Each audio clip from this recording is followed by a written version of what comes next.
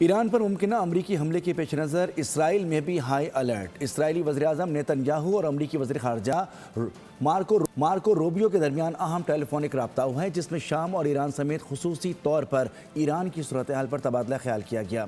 اسرائیلی media کے مطابق گفتگو کی مزید تفصیلات سامنے نہیں آ سکیں۔